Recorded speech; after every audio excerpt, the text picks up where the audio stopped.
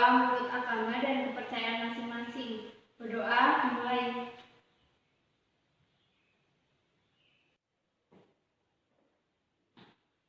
Assalamualaikum warahmatullahi wabarakatuh. Bagaimana kabar kalian? Semoga sehat-sehat saja ya.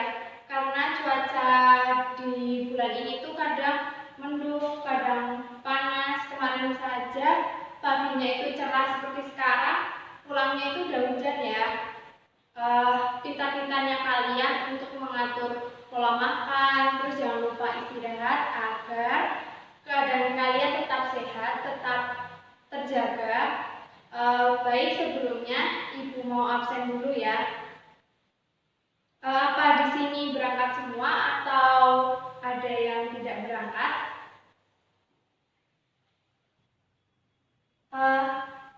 Sepertinya Ica tidak masuk, Bu, karena sakit. Tadi sudah ada suratnya. Oh, Ica tidak berangkat. Sakit ya? Ya udah, kita doakan ya teman-teman, semoga Ica segera sembuh. Dan apabila Ica lebih dari 3 hari tidak berangkat, bisa hubungi saya. Kita koordinir bareng-bareng untuk sama-sama menjenguk Ica di rumah Ica ya. Baik, Ibu akan lanjutkan materi selanjutnya. Apakah sebelumnya nih, apakah kalian masih ingat materi sebelum ini? Apakah ada yang masih ingat materi mengenai minggu lalu Ibu membahas tentang apa? Ya benar, kita membahas mengenai teks prosedur. Ibu akan cek lagi ya. Kalian masih ingat apa yang dimaksud dengan teks prosedur? Bisa angkat tangan. Saya ingin menjawab, Bu. Jadi, teks prosedur adalah langkah-langkah suatu aktivitas atau kegiatan untuk menyelesaikan suatu pekerjaan. Betul apa yang diutarakan oleh Irsya. Jadi, teks prosedur merupakan teks yang berisi langkah-langkah tahapan yang harus dilakukan untuk mencapai tujuan yang diinginkan. Ya betul. Selanjutnya Ibu akan tanyakan mengenai ciri-ciri teks prosedur. Saya ingin menjawab ciri-ciri dari teks prosedur, Bu. Jadi ciri-ciri teks prosedur yang pertama menggunakan kalimat perintah. Yang kedua terdapat paduan yang harus dilakukan. Yang ketiga menggunakan kata kerja aktif. Yang keempat menggunakan konjungsi. Yang kelima terdapat aturan dalam hal bahan atau kegiatan. Yang keenam menggunakan kata keterangan untuk menyatakan rincian waktu, tempat, dan cara. Dan yang ketujuh terdapat isi kegiatan yang dilakukan secara utuh. Nah sekali Dilan, baik, setelah ini kita akan membahas materi baru mengenai teks debat. Kalian pernah dengar mengenai teks debat? Atau kalian pernah membuat? Atau kalian bahkan pernah berdebat dengan seseorang? Nah, kita akan mempelajari secara rinci ya mengenai teks debat.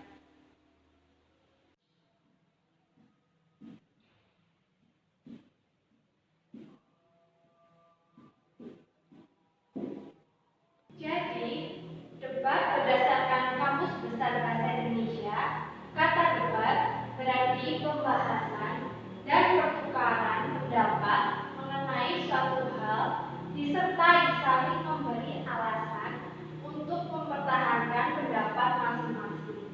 Nah, bisa sambil kalian catat ya dan kalian perhatikan. Selanjutnya ada pengertian debat menurut para ahli. Ada beberapa. Yang pertama, menurut G. Sukandi berpendapat bahwa debat pada hakikatnya saling adu argumen antar pribadi atau antar kelompok manusia dengan tujuan mencapai kemenangan.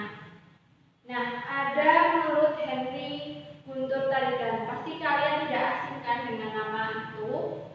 Mengartikan debat sebagai kegiatan saling adu argumen antar pribadi atau antar kelompok manusia dengan tujuan mencapai kemenangan satu pihak. Yang selanjutnya itu ada dari Asi sebagai proses komunikasi lisan yang dinyatakan dengan bahasa untuk mempertahankan pendapat.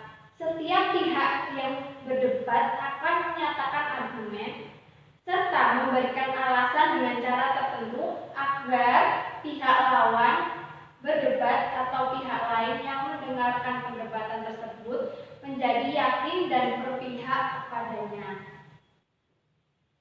Di sini Ibu sudah tuliskan ya, apa itu unsur-unsur dari debat. Yang pertama itu ada mosi, ada tim pro, tim kontra, tim netral, moderator, dan notulen. Ibu akan jelaskan masing-masing dari pengertian itu ya. Apa kalian tahu apa itu mosi? Nah, mosi sendiri adalah hal atau topik yang akan diperdebatkan. Kalian pasti tidak asing dengan acara di televisi yang sering mempertontonkan perdebatan mengenai suatu topik. Itu tuh ada pasti tim netral, tim pro, tim kontra, ada yang mendukung topik atau ada yang menentang topik. Nah, tim yang setuju pada topik dari pembahasan itu yang dinamakan tim pro. Nah, yang berkebalikan atau yang menentang tim pro itu dinamakan tim kontra atau tim oposisi tim pro atau tim yang tidak setuju atau menentang topik yang diperdebatkan. Nah, selanjutnya itu ada tim netral. Tim netral yang memberikan dua sisi argumen, baik dukungan maupun sanggahan terhadap topik yang diperdebatkan. Nah, yang selanjutnya itu ada moderator. Kalian pasti tahu yang sebelum debat dimulai itu pasti ada seseorang yang membuka acara tersebut, terus memberikan perkenalan, dan itu yang dinamakan moderator atau orang yang memimpin dan memandu jalannya debat. Nah, yang terakhir itu adalah notulen. Notulen adalah orang yang menulis jalannya perdebatan dan mengambil kesimpulan dari perdebatan tersebut. Selanjutnya Ibu akan menjelaskan mengenai struktur teks debat. Sama halnya seperti teks lain, teks debat juga memiliki struktur yang wajib kalian ketahui sebelum kalian membuat teks debat. Yang pertama, ada pengenalan. Bagian ini berisi perkenalan diri dari masing-masing tim debat. Bisa perkenalan nama, setelah itu kalian dari tim apa. Nah, yang kedua ada penyampaian argumen. Bagian ini berisi penyampaian argumen dari masing-masing tim mengenai mosi yang sudah ditentukan. Argumen itu biasanya harus didukung dengan data dan juga fakta ya. Selanjutnya, debat. Setelah masing-masing tim menyampaikan argumen, barulah mereka masuk ke bagian inti struktur debat, yaitu debat. Bagian ini setiap tim saling menyampaikan sanggahan mereka. Dalam misalnya tim pro menyanggah argumen dari tim kontra dan sebaliknya. Yang terakhir itu ada kesimpulan. Kesimpulan bagian ini berisi kesimpulan dari setiap tim. Kemudian diakhiri dengan kesimpulan hasil debat dari moderator.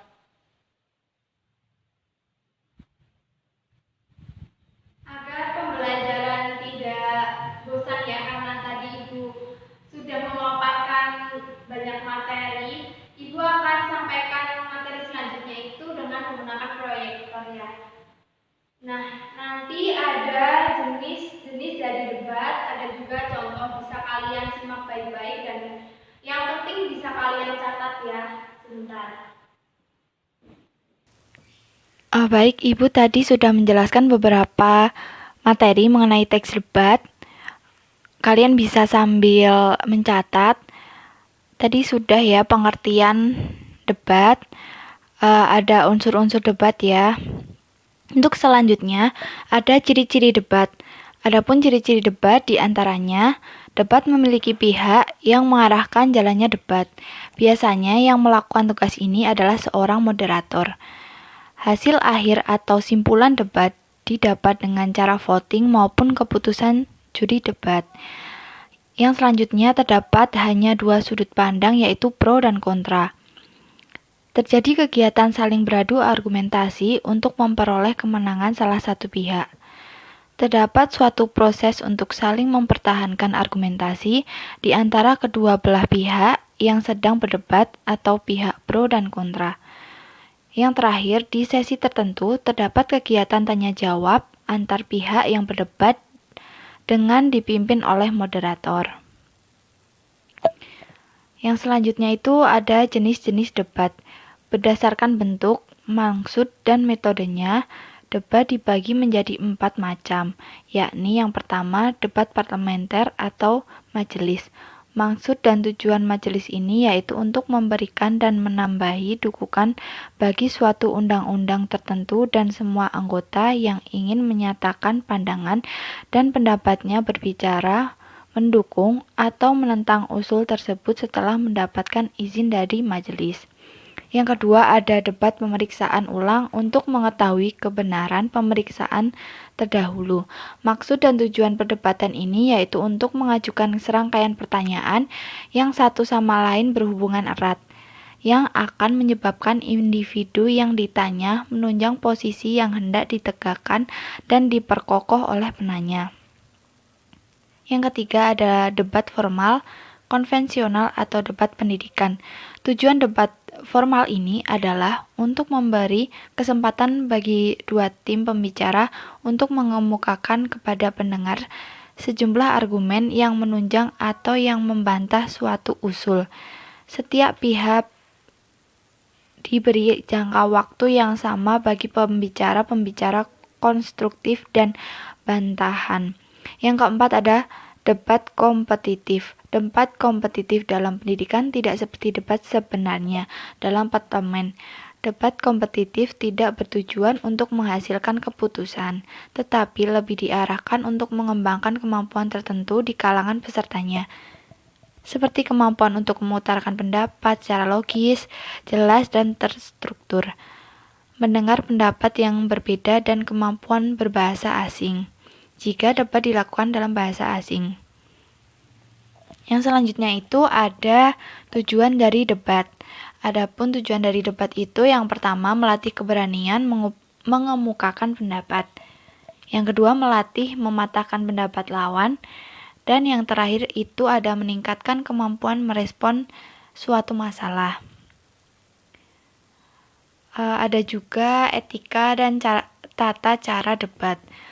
Bagaimana tata cara melakukan debat yang baik dan benar? Berikut Ibu sampaikan ya. Yang pertama, memahami dan menjalankan peraturan debat yang telah disepakati oleh peserta dan anggota debat. Jika seorang anggota debat melanggar peraturan, maka akan berpengaruh kepada timnya. Yang selanjutnya itu ada pertanyaan yang diajukan sebaiknya disampaikan dengan profesional, tidak menghina, menguji, maupun merendahkan lawan. Pertanyaan juga tidak boleh menyerang lawan secara pribadi, namun fokus ke permasalahan yang sedang dibahas.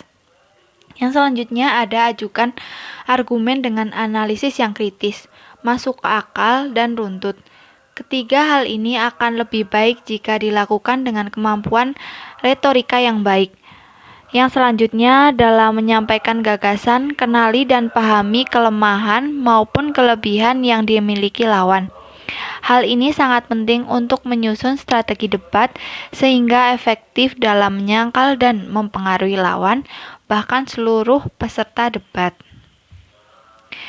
Yang selanjutnya ada argumen yang disampaikan tidak perlu terlalu banyak karena waktu yang terbatas. Susun argumen ke dalam poin-poin yang singkat dan lugas yang merujuk langsung ke permasalahan yang sedang didebatkan. Selanjutnya itu ada memahami dengan baik tentang kesalahan-kesalahan dalam berpikir terutama pada penyelesaian masalah. Hal ini juga berfungsi untuk mengetahui kelemahan argumentasi yang diberikan oleh lawan. Menyajikan gagasan yang akurat dan dapat dipertanggungjawabkan. Sertakan juga data-data yang valid yang dapat mendukung argumen atau gagasan. Yang selanjutnya itu buatlah simpulan yang menunjukkan pernyataan final dengan kalimat yang lugas dan langsung menuju ke titik celah lawan. Penyampaian kesimpulan tidak perlu terlalu panjang, cukup poin-poin yang menegaskan argumentasi dan disampaikan dengan tegas untuk menunjukkan rasa percaya diri bahwa argumen tersebut. Tadi Ibu juga sudah menjelaskan tentang struktur teks debat. Ada perkenalan harus dilakukan oleh masing-masing tim atau pihak. Penyampaian argumentasi, melakukan debat merupakan hal utama. Masing-masing tim diharuskan menyampaikan argumentasi maupun sanggahan kepada lawan. Selanjutnya itu ada simpulan, merupakan hasil akhir debat yang sebelumnya diawali dengan penutup yang disampaikan oleh masing-masing tim. Yang selanjutnya ada keputusan diambil dari voting, mosi, resolusi, dan sebagainya. Adapun contoh teks debat Ibu akan bacakan. Contoh materi debat, Indonesia sudah maju. Debat ini terbagi menjadi kelompok pro dan kontra, diawali dengan pembukaan dan sebagainya. Tim pro, menurut saya Indonesia sudah maju. Dengan adanya bantuan pemerintah seperti Raskin, bantuan kesehatan secara gratis dan masih banyak lagi. Tim kontra, saya tidak setuju dengan pendapat kelompok pro. Menurut saya Indonesia belum maju, karena jika Indonesia sudah maju, rakyat tidak memerlukan bantuan negara. Rakyat sudah bisa membeli makan layak bergizi dengan sendirinya, bukan bantuan dari pemerintah. Tim pro, saya akan menanggapi pernyataan dari kelompok kontra. Memang warga Indonesia masih banyak yang miskin, tapi inilah cara pemerintah untuk menyejahterakan rakyatnya. Untuk apa lagi kan fungsi negara ini untuk menyejahterakan rakyatnya? Indonesia tidak bisa langsung sukses. Indonesia juga butuh proses untuk menunaikan kesuksesannya. Tim kontra, saya ingin menanggapi pendapat dari kelompok pro. Memang Indonesia masih dalam proses dan masih berharap untuk menuaikan kesuksesan. Tetapi ketika saya bandingkan dengan negara lain yang tak jauh berbeda dari kemerdekaannya, mereka sekarang sudah lebih sukses. Kenapa Indonesia sampai sekarang masih dalam tahap perkembangan? Padahal negara yang umur kemerdekaannya tak jauh beda dengan kita sudah jauh lebih maju. Tim pro, saya ingin menjawab pertanyaan dari kelompok kontra. Jadi kenapa Indonesia masih dalam tahap perkembangan? Jawabannya karena sumber daya manusia yang tidak memadai di Indonesia. Di luar negeri sumber daya manusia yang sangat memadai itulah salah satu kunci mereka maju. Tim kontra, saya ingin menanggapi jawaban dari kelompok pro. Memang sumber daya manusia di Indonesia kurang memadai. Bagaimana dengan sumber daya alam yang begitu luas? Bahkan menurut penelitian, jika kekayaan lautnya saja Indonesia dapat memperdayai seluruh rakyat Indonesia, namun kenapa masih banyak yang kelaparan? Tim pro, saya ingin menjawab pertanyaan dari kelompok kontra. Itu dia letak masalahnya. Karena sumber daya manusia yang kurang, Indonesia masih belum bisa memanfaatkannya dengan baik. Nah, setelah tim pro dan tim kontra berdebat, moderator kemudian memberikan simpulan ya. Oke, baik, kita mengakhiri debat juga. Contoh dari pembicaraan moderator yaitu, oke, baik, kita akhiri debat kali ini. Sampai sini saja, mohon maaf apabila ada kesalahan dalam penulisan maupun secara lisan sumber daya manusia. Tentang cara berpikirnya, memanfaatkan alamnya, dan mengelolanya.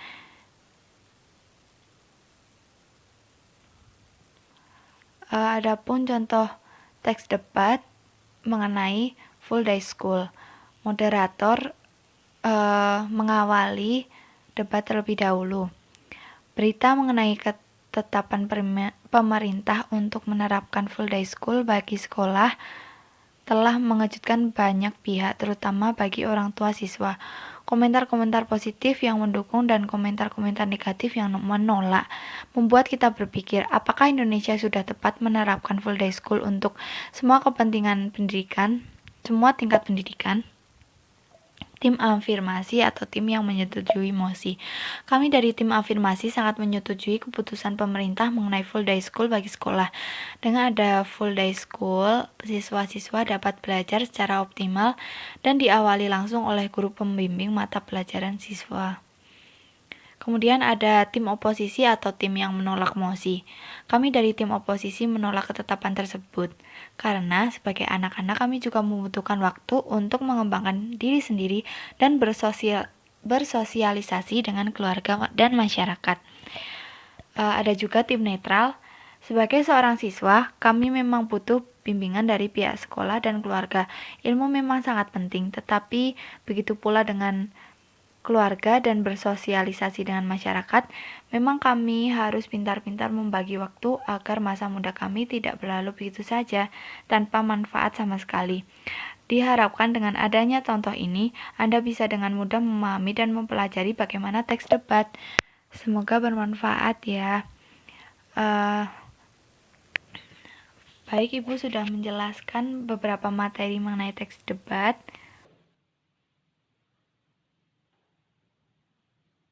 Untuk selanjutnya, kan kalian tadi sudah mengetahui semua materi mengenai teks debat. Ibu kali ini akan memberikan tugas, tapi tenang, tugas itu tugas kelompok ya.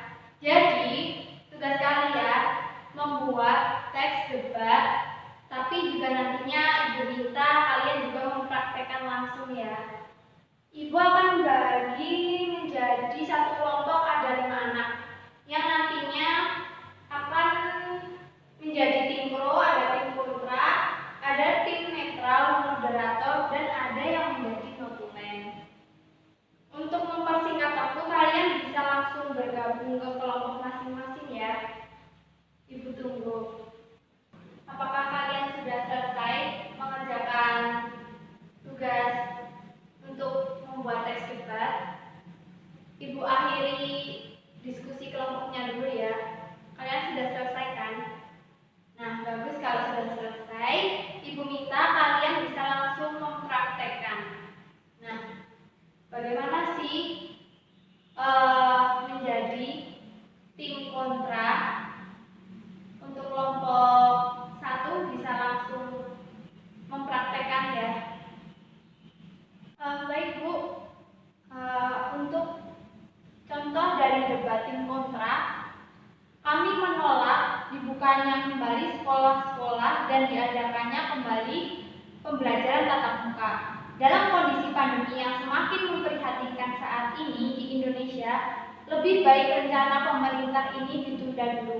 Jadi kami dari tim kontra menolak atau membantah apa yang disampaikan oleh tim pro.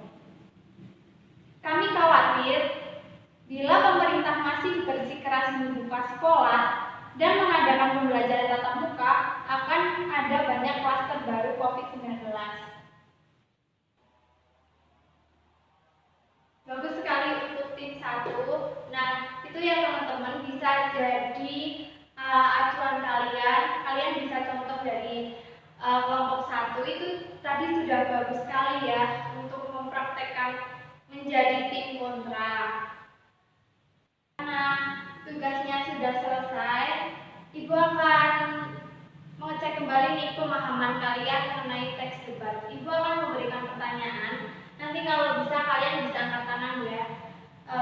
Apa itu jenis-jenis teks debat? Bisa angkat tangan yang bisa. Saya Ibu akan menjawab jenis-jenis debat. Debat itu ada beberapa. Yang pertama, debat parlemen atau majelis. Yang kedua, debat pemeriksaan ulangan.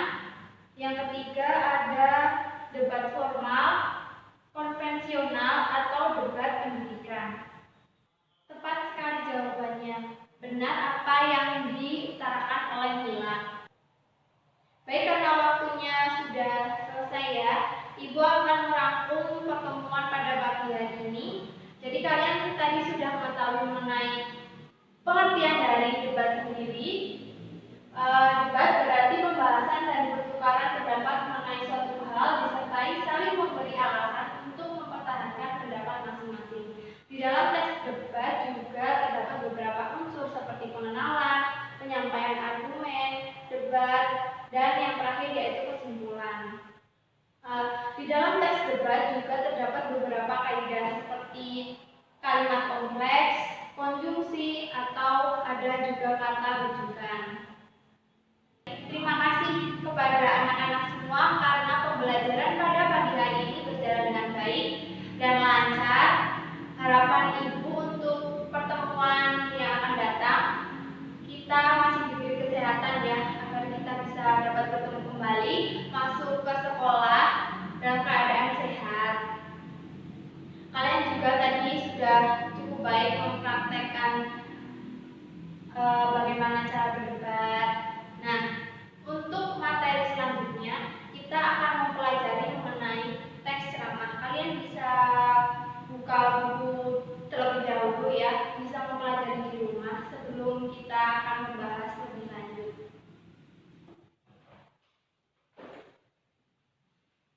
Sebelum mengakhiri pertemuan pada pagi hari ini, kita bisa berdoa menurut kepercayaan dan agama masing-masing. Berdoa dimulai. Selesai. Sekian dari Ibu, apabila banyak kurangnya mohon dimaafkan ya. Wassalamualaikum warahmatullahi wabarakatuh.